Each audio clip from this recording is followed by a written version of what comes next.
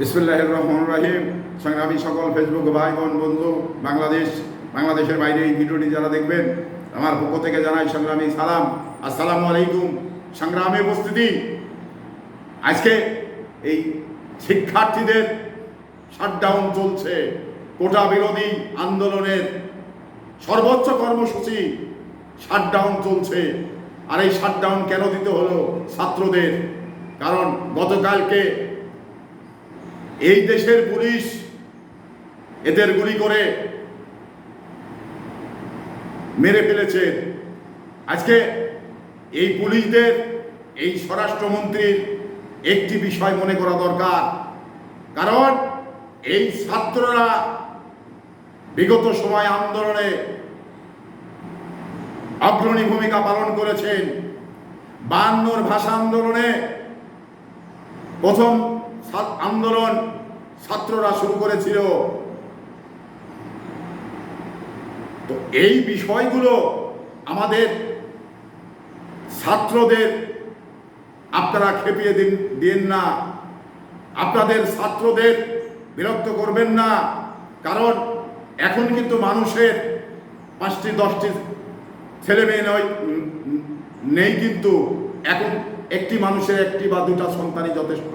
তো এই সন্তানদের বাবা মা খুব শ্রদ্ধার সঙ্গে মানুষ করেন, সর্বোচ্চ বিলিয়ে দিয়ে তাদের মানুষ করেন। এই সন্তানদের এই পুলিশ যদি মেরে ফেলে, তাহলে এই পুলিশরা কারা? এই বিদেশ থেকে এসে কি এই শিক্ষার্থীদের মেরে ফেলেছে? স্বরাষ্ট্রমন্ত্রী উনি কি করছিলেন যে পুলিশ ছাত্রদের মেরে ফেলেছে? ওনার পক্ষ থেকে কি বলা হয়েছে? উনি কি উদ্যোগ নিয়েছেন? তো ছাত্ররা সকল আন্দোলনের সর্বোচ্চ ভূমিকা রাখেন। আর এই ছাত্রদের তাদের ন্যায্য দাবি আদায় করার ক্ষেত্রে তাদের পুলিশের গুলিতে মারা যেতে হলো। পুলিশকে একটু চিন্তা করার দরকার ছিল। কারো না কারো ছেলে, কারো না কারো ভাই। তো পুলিশ নির্বিচারে কিভাবে গুলি করলো? আর স্বরাষ্ট্রমন্ত্রী উনি বসে বসে কি আঙুল চুষলেন? আপনি বিচার বিভাগের তদন্ত কমিটি করে কি করবেন? এটা কি মানুষ দেখানো? এই সমস্ত বিষয়গুলো আপনারা স্বরাষ্ট্রমন্ত্রী শুধু জনগণের ট্যাক্সের টাকা নিয়েই আপনাদের বেতন ভাতা হয়, আর সেই জনগণের পুরেই আপনারা গুলি করেন। আপনাদের লজ্জা থাকা উচিত। আপনাদের যদি লজ্জাই থাকতো, তাহলে এইভাবে জোর করে ক্ষমতায় আপনারা থাকতে পারতেন না। আর এইভাবে ছাত্রদের আপনারা নির্বিচারে গুলি করতে পারতেন না।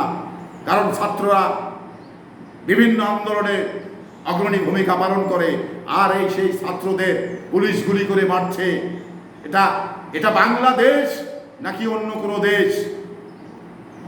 এই যে মধ্যযুগীয় বর্বরতায় যেভাবে শিক্ষার্থীদের গুলি করা হয়েছে, যেভাবে পিটানো হচ্ছে, এটা মধ্যযুগীয় বর্বরিত ঘটনাগুলো আর মানুষ দেখতে চায় না। মানুষ অনেক দেখেছে, এখন দিন বদলে গেছে। তা আমি এই ছাত্রদের যারা মেরেছে তাদের দৃষ্টান্তমূলক শাস্তি চাই আইনের মধ্য দিয়ে। আর এই স্বরাষ্ট্রমন্ত্রী উনি গর্দভের মতো বসে থাকেন। উনি কি করেন? ওনার দায়িত্বে পুলিশ, ওনার দায়িত্বে প্রশাসন। তো উনি কি করেন? উনি কি বসে বসে আঙুল চুষেন? এগুলো কি দেখতে পান না?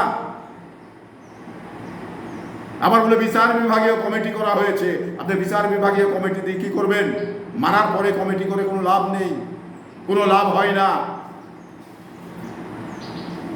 তো সংগ্রামী উপস্থিতি, এই আশা ব্যক্ত করে আবারও সবার সুস্বাস্থ্য কামনা করে বিদায় নিচ্ছি। আসসালামু আলাইকুম।